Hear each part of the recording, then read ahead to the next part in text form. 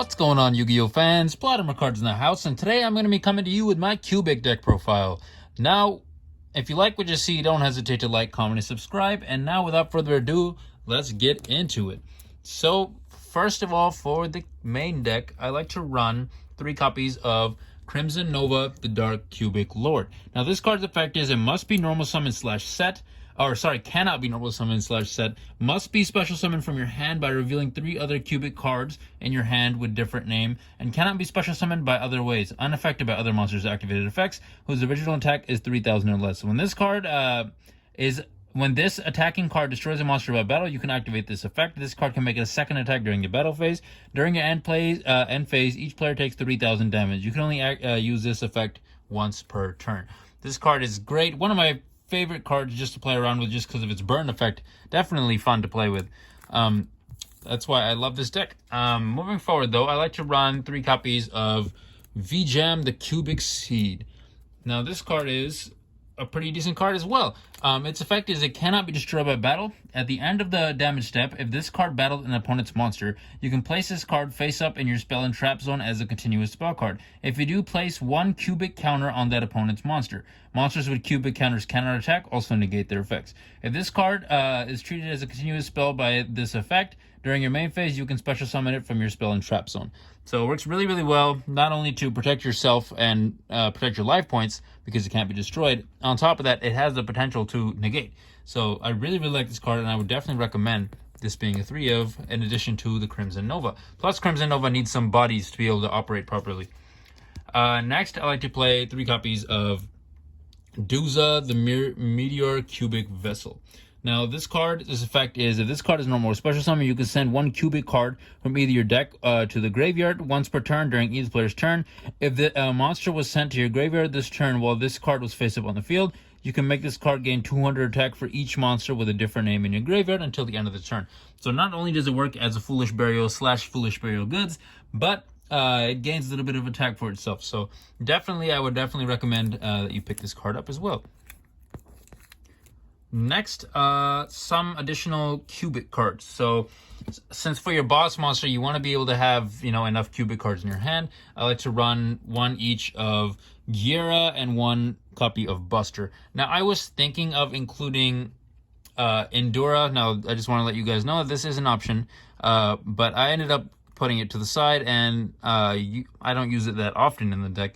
However, if you want to maximize your effort, I would say, in bringing out Crimson Nova, I would definitely recommend that maybe you look into a couple other the main deck monsters. Endura, definitely, I would say.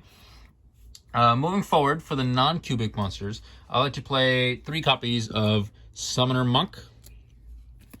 Summoner Monk is super dope. I'm pretty sure everybody plays this in this deck. When this card is flipped face up on the field, it cannot be tributed. If this card is normal or flip summon, change it to fit defense position.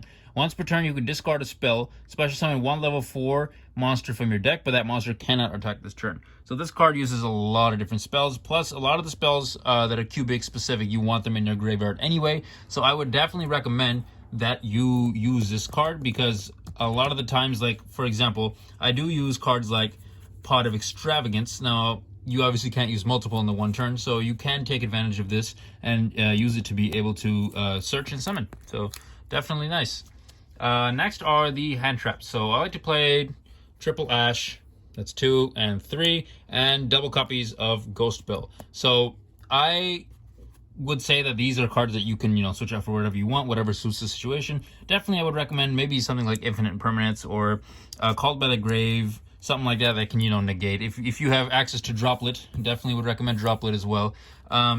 Moving forward, though, for the spell cards. So starting the spell cards off, I like to play a play set of Cubic Dharma. Now, I know a lot of people like to play 2 of these, but I like to play 3, and that's just because it gives me extra draw power. So if you take no battle damage from attacks involving your cubic monsters, you can only use each of the following effects of Cubic Dharma once per turn during your main phase. You can send 1 cubic card from your hand to the graveyard, and if you do, draw 1 card. So it does help you draw the card. And secondly, you can banish this card from your graveyard. You can target 1 cubic monster in your graveyard, add it to your hand. So you do have the potential to dump this in the grave. Plus, as we'll see going forward, we will be using Foolish Burial Goods, so this is a great target for that as well. It does help you does help you get to your cards and recycle your cards as quickly as possible, you know? So next, I like to play 3 copies of Cubic Karma. So Karma's effect is when this card is activated, you can target 1 cubic monster you control except VGem the cubic seed. Send any number of VGem the cubic seed from your hand and or deck to the graveyard. Then that monster gains 800 attack for each, even if this card leaves the field. During your opponent's turn, if VGem the cubic seed is special summoned by the effect of a cubic monster, send this card to the graveyard. And if you do, have your opponent's life points. You can banish this card from your graveyard, add 1 cubic monster from your deck to your hand. So this is a great searcher. This is usually like my primary target to Foolish Burial Goods. In one of our 2 ways, but it will instantly get you a card to your hand, which does really help you summon your boss monster. So lastly, I would say for the cubic cards, cubic spell cards at least, I like to play set of Cubic Wave. Now, Cubic Wave's effect is you can target 1 cubic monster you control and 1 face-up monster your opponent controls. The attack of that monster you control becomes double its current attack, and if it does, the attack of that monster your opponent controls become half its current attack. Now, if you know anything about the boss monster, or technically not the boss, but the main deck boss monster, that can have some insane combos with that. But plus, it also gives your monsters, your weaker cubic monsters, a boost. You can banish this card and any number of cubic monster from your graveyard, then target face-up monsters your opponent controls equal to the number of those banished cubic monsters. Place 1 cubic counter on each of them. Monsters with a cubic counter cannot attack, also negate their effects. So, insane, gives you ability to negate.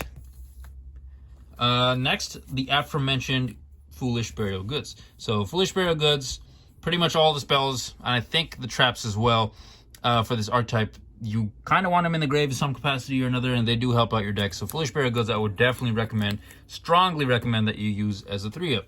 And for some additional draw power, I do like to use Pot of Extravagance. I originally was going to use, what was that one where you draw 2 cards and then banish a dark monster? I'm just forgetting what it's called off the top of my head. However, you don't run, I don't know why I thought every single one of the cubics was dark, but it's not. Because you have, some of them are lights, some of them are etc, etc. So I would definitely recommend you use this over that. Then lastly, for the spell cards, I use Called by the Grave, and that's just to get rid of certain hand traps, Ash Blossom, etc, etc. Moving forward to the trap cards. So I like to play 3 copies of Unification of the Cubic Lords. Now this card is super dope as well. Fusion summon 1 cubic fusion monster from your extra deck using monsters from your hand or field as fusion materials. If a face-up cubic monster is destroyed by battle or leaves the field, you can banish this card from your graveyard, special summon 1 level 4 lower cubic monster from your hand or deck, ignoring its summoning conditions. And if you do, it cannot be destroyed by battle or card effect this turn. So, great card, both to fusion summon and secondly in the grave, does have a great effect as well. I do have seen some people run this set too. So if you feel like you want to take this out and maybe put in another copy or maybe something like this, you know, gives you an extra cubic card on the to add to your hand to take advantage of your boss monster's effect, I could definitely see you going that way as well. And then lastly, I have 2 copies, or 1 copy each, of Cubic Casualty and Cubic Ascension. So both of these cards I would say are really good. I have seen profiles where people only play this. I have seen profiles where people only play this. I have seen profiles where people play none. So I would say that part has a little bit more significance, or I would say however you'd like to play, you can play that. So that is basically what I like to run for my cubic main deck. And moving forward to the extra deck. So I know we're running Pot of Extravagance. I almost said Infinite Permanence. So therefore you'd want to take a lot of the cards that I'm using here, and you probably want to add more ratios here, but I'm just showing you basically what can be run, right? So before we get started, obviously you can run AA Zeus. AA Zeus is a great target since we're going to be running XCs. Number 27 is a nice one to have. I think number 81 is also pretty decent. Other than that, there's a lot of like generic link monsters and whatnot, but this is what I like to run so far. So I'm playing 3 copies of Crimson Nova, Trinity, the Dark Cubic Lord, and this is just because we were going to be playing Extravagance, so you're going to be you need to be a little bit careful about this, right? 3 times Crimson Nova, the Cubic Lord. Must be fusion summoned with the above fusion materials and cannot be special summoned by other ways. Cannot be targeted or destroyed by your opponent's card effects. When this card declares an attack, half your opponent's life points. When this card destroys the opponent's monster by battle, you can activate this card effect. You can make a second attack during this battle phase. If you take effect damage, inflict damage to your opponent equal to the damage you took. So I would definitely say this is a really, really good card. However, you probably are not getting out 3 of these. This is just because I am running Extravagance. So that's why I like to have the ratio of 3. Now, the rest of these cards, I did not have like full play sets or whatever ideal ratios, I would say, of them. So based on Extravagance and whatever you're running, I can recommend what to run. But again, there are, I guess it would be up to preference. So I do like to run 2 copies of Super Dreadnought Rail Cannon Gustav Max times 2, 2 copies of Super Dreadnought Rail Cannon Juggernaut Libby. Hopefully I'm saying that correctly, because I suck at pronunciations. I wanted to try out number 106 just because I had recently pulled this and I just never got to try it before. So 106 is kind of dope, kind of helps you negate. 1 copy of number XX. I actually haven't tried this yet, but I found it online as an option. I was looking through other people's decks just for some ideas, and definitely I would say, if I haven't pulled it out myself, but if you think it's a dope fit for your deck, I could definitely see that. I got 2 copies of Tornado Dragon just because I feel like spell trap removal is really necessary, especially because of stuff like Mystic Mine. However, you do probably want something like Harpy's Feather Duster in place because this will get negated if Mystic Mine is on the field. So definitely would recommend maybe a Harpy's Feather Duster in the main deck. Moving forward for the Link monsters. So I like to run 1 copy of Link Rebo since we are running level 1s. You can use Relinquished Anima in its place as well. Next, I like to run Pentastag. It does do some piercing, so it does come in really, really handy with some of your monsters that can get really high up there in attack. Then I like to run the Appaloosa for the negate and the Access Code Talker. These I feel like you won't be pulling out as often, so I can completely see if you were to run something else in its place. However, any deck I go to pretty much these days always has an Appaloosa and always has an Access Code Talker. I just feel like that's standard for me, at least. So overall, I would say this deck is super, super fun to play with. I believe this was an anime deck. It was in one of the movies, right? If I'm not mistaken. I haven't watched the movies in a while, so yeah, this is a reminder to myself to rewatch some of the movies. But anyways, guys, this is Plotter Cards signing out for the day. If you like what you see, don't hesitate to like, comment, and subscribe. And of course, any suggestions you guys may have for me to improve the deck or any other decks that you may want to see in the future, love to hear them in the comments below. And oh my goodness, look at the time. It's time to do